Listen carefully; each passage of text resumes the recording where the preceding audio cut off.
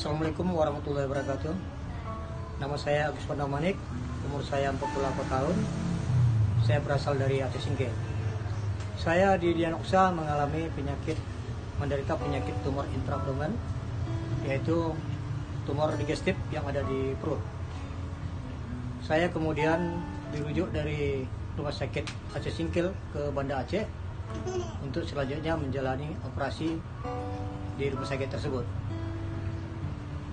Selama saya di Banda Aceh menunggu jadwal untuk operasi, saya menyewa kamar di Peniti, yang otomatis saya harus mengeluarkan biaya yang tidak sedikit, dan ini sangat memberatkan bagi kami yang tidak mampu. Namun selama 2 minggu kemudian saya dibawa oleh seorang teman untuk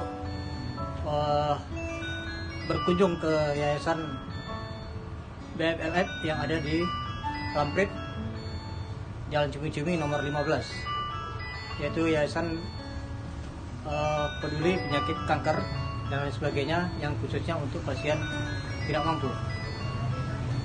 Setelah saya menjalani operasi, saya juga mendapat fasilitas dari yayasan tersebut, BFLF tersebut, baik berupa penginapan, konsumsi, dan lain sebagainya. Jadi selama saya berada di rumah singgah BFLF, saya tidak pernah mengeluarkan biaya sedikit pun, kecuali untuk membeli lauk pauk. Pasca saya operasi, saya kembali ke kampung saya untuk menunggu jadwal kemoterapi.